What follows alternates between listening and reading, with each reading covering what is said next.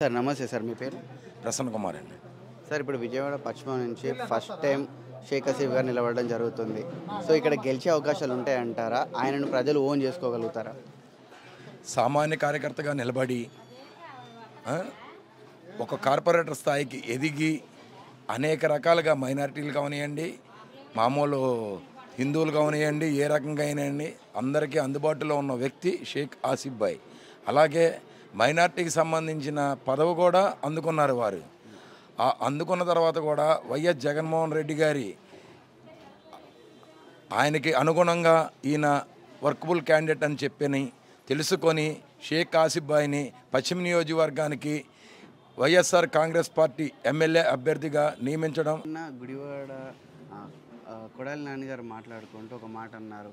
ఇప్పుడు డబ్బులు ఇచ్చి పార్టీలలో టికెట్లు ఇచ్చే బాపతి కాదు వైఎస్ఆర్సీపీ, అట్లంటే షేక్ హసీఫ్కి ఏం ఆస్తులు ఉన్నాయి, అక్కడ టికెట్ ఇచ్చారు, తిప్పి కొడితే లక్షల ఆస్తులు కూడా ఆయన దగ్గర లేవు, కొన్ని కోట్లు ఇస్తాను కూడా వద్దని చెప్పేసి ఆసిఫ్ గారికి టికెట్ ఇచ్చారు. జగన్ గారిది అలా ఉంటుంది, పేద ప్రజలను నాయకుల్ని అని ఉంటుంది అన్నారు. మీరు ఏమంటారు దీనిపైన? నిజమేనా ఇది? నేను ఇందాక చెప్పింది అదేనండి. ఒక కార్యకర్తగా వచ్చి కార్పొరేటర్ స్థాయికి ఎదిగాడంటే ఆయన కష్టపడబట్టే కదండి. ఆ కష్టాన్ని తగ్గ విలువని వైఎస్ జగన్మోహన్ రెడ్డి గారు గుర్తించబట్టి ఈ యొక్క పశ్చిమ నియోజకవర్గ సీటుని ఎంతమంది ఎన్ని రకాలుగా చేసినా కానీ ఒక కార్యకర్తకి ఇద్దాం అనే ఆలోచన తత్వంతో షేక్ ఆసిఫ్ భాయ్ని నియమించడం మాకు చాలా ఆనందకరంగా ఉందండి. సో ఖచ్చితంగా ఈసారి ఆసిఫ్ గారు ఇక్కడ గెలిచే అవకాశం ఉందంటారా? జగన్ గారు ప్రవేశపెట్టిన నవరత్న పథకాలని అన్నీ ప్రతి ఒక్కటి తూచా పాటించి అందరికీ ప్రతి కుటుంబంలో అమ్మఒడి అవనియండి, విద్యా దీవెన అవనియండి, వృద్ధాప్య పెన్షన్ అవనియండి, 1వ తారీఖు ఎవరండి ఇచ్చేది?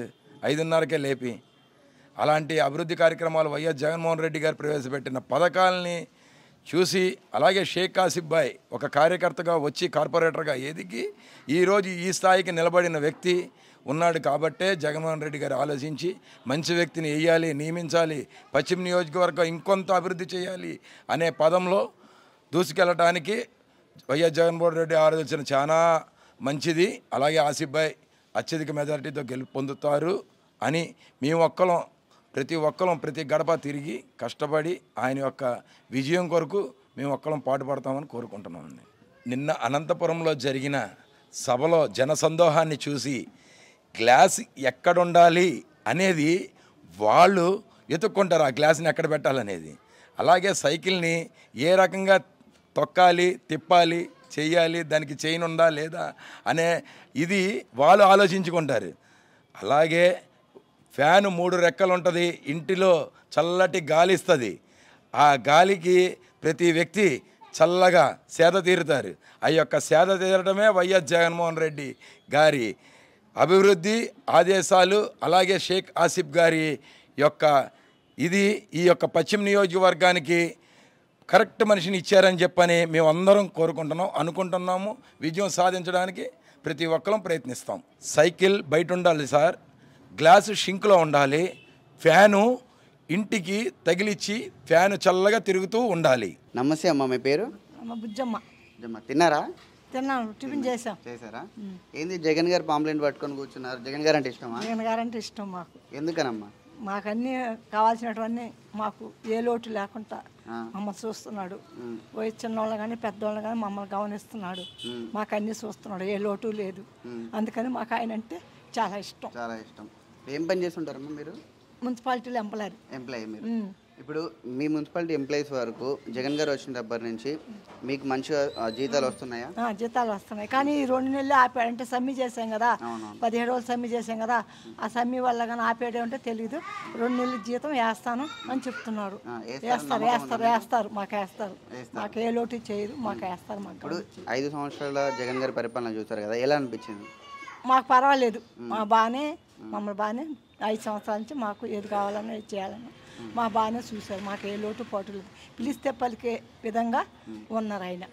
అది మాకు ఏ లోటు లేదు. జగన్ ఈసారి కూడా ఆయనకే మేము ఓటు వేయాలని మున్సిపాలిటీ వర్కర్స్ అంతా అనుకుంటున్నాం. నమస్తే అండి. మీ పేరు? గురుమూర్తి రెడ్డి. ఇక్కడ విజయవాడ పశ్చిమం నుంచి ఆసిఫ్ గారు నిలబడుతున్నారు. సో ఈయన ఫస్ట్ టైం ఇక్కడ ఎమ్మెల్యేగా నిలబడుతున్నారు. ఎలా ఉండబోతుంది ఇక్కడ పరిస్థితులు? చాలా బాగుందండి. ప్రజెంట్ అయినా కాదు, ఎప్పుడైనా ఎలా అయినా బాగుంటుంది. ఆయన ఒక కార్యకర్త నుండి, ఒక కార్పొరేటర్ నుండి ఇన్ఛార్జ్ నుండి మైనార్టీ కార్పొరేషన్ చైర్మన్ అయ్యారు. ఆయన కష్టాన్ని గుర్తించి ఈరోజు జగన్మోహన్ రెడ్డి గారు ఆయనకి ఇన్ఛార్జ్ ఇచ్చారు. నెక్స్ట్ అభ్యర్థిగా అనౌన్స్ చేశారు. డెఫినెట్గా ఆయన గెలుస్తారు.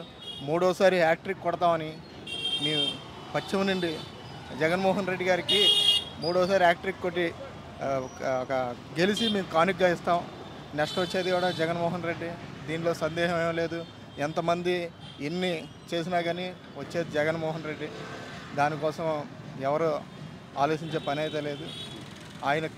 ఆయన ఒక పేదలు కార్యకర్తలు అన్న వాళ్ళకి పెద్దపీట వేసి ఈరోజు ఎవరు కష్టపడుతున్నారో వాళ్ళ కోసం ఆయన చూస్తున్నారు. అంతేగాని ఎవరు ధనవంతులు అనే చూసే వ్యక్తి కాదు జగన్మోహన్ రెడ్డి. వీళ్ళ ఎవరు డబ్బులు ఇస్తాను చేస్తానంటే చేసేది కష్టపడే వాళ్ళకే పెద్దపీట వేసే వ్యక్తి జగన్మోహన్ రెడ్డి. 2024లో జగన్మోహన్ రెడ్డి సీఎం పక్కా. దీనికైతే ఎవరు ఆలోచించే పని లేదు.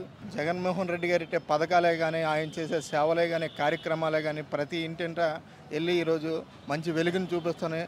అలాగే ఎవరు ఎన్ని అనుకున్నా కానీ సైకిల్ అనేది ఇరిగి తుప్పుబడి బయట రోడ్డు మీద ఉండాలి, గ్లాస్ ఎప్పుడు బార్లో ఉండాలి, ఫ్యాన్ అనేది ఇంట్లో 10 మందికి స్వచ్ఛమైన గాలేసి పథకాలతో వాళ్ళకి అన్ని విధాలుగా అనుకూలంగా ఉంటుంది. కాబట్టి అందరూ ఫ్యాన్నే గుర్తిస్తారు. ఎప్పుడు తిరిగేది ఫ్యానే.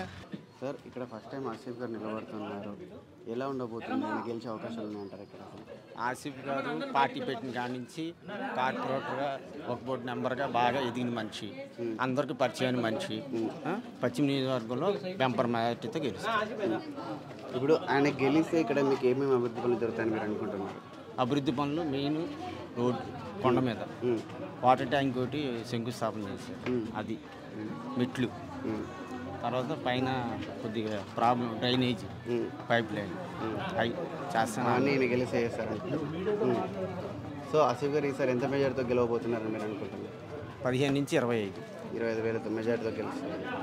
సమస్య లేదు. ఎందుకంటే ఇప్పుడు టీడీపీ గట్టిగా వీస్తుందని అంటున్నారు. మీరు ఏమంటారు? టీడీపీ జనసేనకి ఇంక ఎవరికి ఇస్తారనేది ఇప్పుడు కూడా తెలియదు. ఎవరికి ఇచ్చినా ఈయనే. వాళ్ళు టీడీపీలో ఎవరు వచ్చినా, జనసేన ఎవరు వచ్చినా ఆసిఫ్ గారు, సమస్య లేదు. కాకపోతే జనసేనకి ఇస్తే బంపర్ మెజార్టీ, తెలుగుదేశంకి ఇస్తే కొద్దిగా టఫ్. తెలుగుదేశం టికెట్ ఇస్తే కొద్దిగా టఫ్ ఉంటుంది, జనసేనకి ఇస్తే బంపర్ మెజార్టీ. సమస్య లేదు. అంతే. తెలుగుదేశం వాళ్ళు కూడా ముస్లిమ్స్కే ఇస్తారు. జలీల్ ఖాన్ గారు ఉన్నారు కదా? జలీల్ ఖాన్ కాదు, వేరే వాళ్ళకి ఎవరు ఇచ్చినా ఇప్పుడు ఆసిఫ్ గారు అయితే గెలిచే అవకాశాలు. సమస్య లేదు. 15 నుంచి 25,000 మెజార్టీ గ్యారంటీ. జగన్ గారు చెప్పింది కరెక్ట్ అండి. ఫ్యాన్ ఎక్కడ ఉండాలి? బెడ్రూమ్లో ఉంటుంది. గ్లాస్ ఎక్కడ ఉంటుంది? డస్ట్బిన్లో ఉంటుంది. సైకిల్ ఎక్కడ ఉంటుంది? ఇంటి బయట ఉంటుంది. అది కరెక్టేగా. ఆయన అబద్ధం ఏం కాదుగా చెప్పింది. ఓకే, నా వర్షన్ కూడా అది.